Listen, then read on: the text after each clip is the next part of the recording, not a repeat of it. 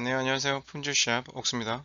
자, AT 프로세스 교육 9번째. 자, 이번 영상에서는 D7에 대한 기본적인 개념하고 어떻게 작성을 해야 되는지 확인해 보도록 할게요. 자, 이번 영상에서 공유될 주요 내용은 D7 예방 조치 고려 사항, 그리고 작성 시 리포트 작성 시 주요 오류사항들, 자주 발생하는 오류사항들에 대해서 우리가 같이 확인해 볼 거고요. 자, 어떻게 리포트를 잘 작성할지에 대해서 확인을 할 예정입니다. 자, 거의 다 왔어요. IT 프로세스 중에서 D7까지 왔다면 거의 다 온 거나 마찬가지입니다.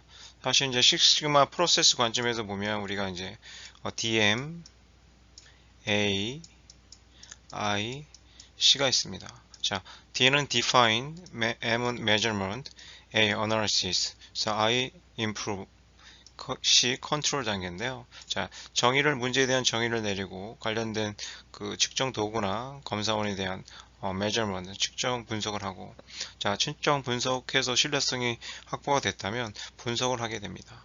자, 분석한 원인 분석, 근본 원인 분석을 통해서 우리가 improvement, 개선을 하겠죠. 자, AD에서는 D6까지가 임프루먼트 단계라고 봤을 때, 그 다음에 넘어가는 게 이제 컨트롤 단계.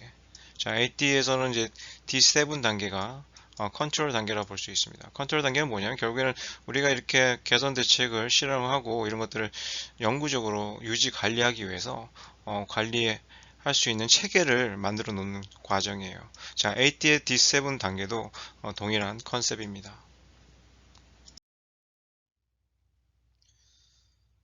자, D7 단계에서 실행되어야 할 사항들이 뭐가 있냐면, 자, 관련 프로세스 문서 업데이트가 돼야 돼요. 자, 관련된 프로세스 문서 업데이트. 기본적으로 FM이라는 컨트롤 플랜, 그리고 FM이 우리가 수정을 했다면, 그에 따른 이제 컨트롤 플랜이 수정이 되겠죠. 그 컨트롤 플랜이 또 업데이트가 됐다면, 우리가 관련된 작업 표준이나 검사 표준들이 함께 검토가 돼서 업데이트가 되어야 됩니다. 리비전 관리를 잘 하셔야 돼요. 문서의 리비전 관리요. 그 다음으로는 유사한 다른 제품 그리고 프로세스의 동일한 고장 모드가 적용 가능한지를 확인한다. 자, 이 얘기는 이제 수평전개예요. 수평전개.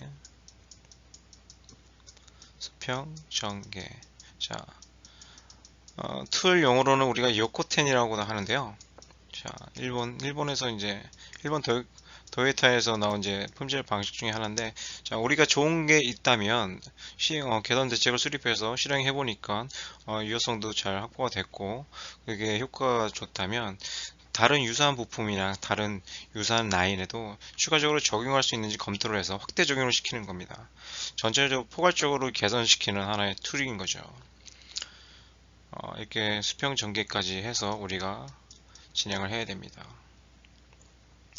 자, 수평전을 통해서 이제 거기까지 일정 수립하고 협의까지 됐다면 우리가 이제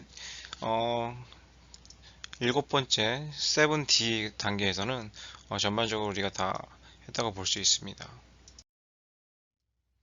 자, 우리가 일반적으로 많은 분들이 에디 리포트를 작성할 때 D7에서 자주 확인되는 오류사항들이 뭐가 있냐면, 자, 업데이트나 수정되지 않은 문서들이 있다는 거예요. 아까 말씀드린 것처럼 FME, 컨트롤 플랜, 그리고 레슨 러닝가 됐는데 보통 우리나라 자동차에서는 과거차 이력이라고 이제 많이 얘기를 해요. 자, 레슨 런트가 뭐냐면 레슨, 교훈이겠죠. 자, 우리가 이런 실패 사례를 바탕으로 이제 개선을 했다면 그 교훈을 바탕으로 이제 배운 것들을 작성하는 하나의 리스트라고 보면 될 것 같아요. 자, 레슨런 관련해서는 제가 별도로 퀄리티 레시피 영상을 통해서 좀 설명을 드릴 예정입니다. 자, 수평전개 계획 및 실행이 누락된 부분들이 있고요. 사전 예방적 접근 방식이 누락됐죠. 기본적으로 우리가 일곱 번째 7D 단계에서는 일단 기본적으로 업데이트가 유지관리를 하기 위해서, 지속적으로 관리하기 위해서 이제 문서화가 업데이트 되고, 실제적으로 사전에 동일한 문제가 발생하지 않도록 사전 예방을 하는 게 목적인데, 자, 그런 것들이 이제 개념이 좀 누락이 되고 작성이 되다 보면 좀 부족한 부분이 있을 수 있습니다. 자, 레슨 관련된 좋은 내용들이 있었다면 이런 것들이 주변 부서나 관련된 사람들한테 공유가 돼야 돼요. 자, 데이터베이스의 결과 저장이 누락됐고, 결과적으로 이제 이 레슨런에 대한 그 관리적인 범위와 자, 같은 맥락이라고 볼 수 있습니다. 자, 예방조치 이행 계획에 대한 고객 동의 누락. 자, 항상 저 AT 우리가 실행을 할 때 고객과의 항상 협의가 필요하다고 그랬어요. 협의를 통해서 동의를 얻고 관련된 액티비티들을 실행을 해야 된다는 거죠. 나중에 문제가 될 수 있어요. 결과적으로 이제 고객사 내에서 발생한 문제들에 대해서 우리가 AT 활동을 하기 때문에 항상 AT 활동은 항상 변화가 생기는 거예요. 개선은 개선이 아니고 유효성이 있는 게 결국엔 개선인데 그 또한 하나의 변화다. 변화가 생긴다는 것은 항상 우리가 포엠 매니지먼트 관점에서 자, 포엠 변경 관점에서 자, 리스크 관리를 해야 돼요. 자, 리스크 관리를 하기 전에 기본적으로 우리가 고객과의 합의가 되어야 된다는 얘기죠. 자, 기본적으로 템플릿은 이런 식으로 구성되어 있고요. 각각의 항목마다 뭐가 있고 어떻게 작성을 해야 되는지 좀 볼게요. 자, 첫 번째 보면 자, 제품 프로세스를 위한 기술 자료 업데이트라고 되어 있어요. 자, 기술 자료 업데이트된 부분들을 첨부를 시키면 돼요. 여기다가 자, 각각 문서 번호, 계정 이력, 변경 일자를 명확하게 기술해야 됩니다.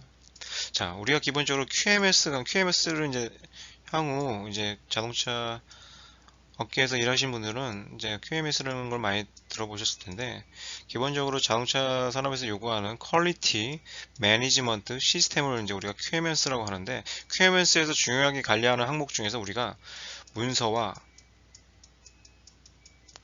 자, 기록이라는 부분이 있어요. 자, 문서와 기록의 큰 차이점이 뭐냐면, 문서는 변경이 가능해요. 자, 이렇게 계정 이력을 바탕으로 리비전 관리를 통해서 우리가 수정을 할 수 있다는 거죠. 그렇다고 무조건 담당 마음대로 수정할 수 있는 건 아니고 내부 합의 및 승인을 거쳐 가지고 변경을 하고 그 변경된 항목에 대해서 리비전 뭐 00에서 시작해서 뭐 03, 04 쭉쭉 변경된 이력을 바탕으로 우리가 리비전 변경 관리를 해야 된다는 거죠. 이렇게 문서는 변경이 가능해요. 하지만 기록이란 거는 우리가 변경이 불가합니다. 무슨 말이냐면 예를 들어서 우리가 공정 라인에서 그날의 그 공정 파라미터에 대한 수치들을 기록한 것들이 있죠. 그리고 우리가 제품을 검사한 기록들, 이력들, 자 그런 것들은 우리가 변경할 수가 없어요. 당연한 거겠죠. 그 당시에 우리가 봤던 것들을 기록한 내용들이기 때문에 그거를 만약에 변경을 하게 된다면 이제 허위 문서가 된다는 얘기예요. 허위. 자, 그래서 문서와 기록의 차이를 좀 구분해서 참고해서 알아두시면 좋을 것 같고요. 이 단계에서는. 자, 그래서 우리가 이제 이렇게 리비전 변경을 관리하면서 업데이트 할 수 있는 FAMA 자료, 컨트롤 플랜, 그리고 관련된 작업 지도서, 도면이나 그런 것들을 업데이트한 부분들이 있다면 첨부를 해가지고 증빙을 해야 된다는 얘기예요. 자, 사이드 이펙트 여부에 대해서 우리가 좀 확인할 필요가 있습니다. 자, 사이드 이펙트 여부. 자, 실제로 우리가 이제 실행을 했고 개선 대책에 대해서 실행을 했고 유효성을 평가했기 때문에 이제 효과가 있다고 해서 쭉 나가겠죠. 마지막 단계에서는 그런 것들에 대한 뭐 추가적인 다른 문제들이 있는지에 대해서 우리가 검토할 필요는 있어요.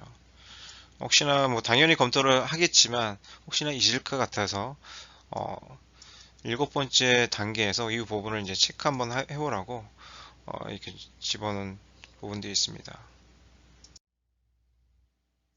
네, 이번 영상은 여기까지 하고요. 자, 지금까지 우리가 1D에서 자, 7D까지 배워왔습니다.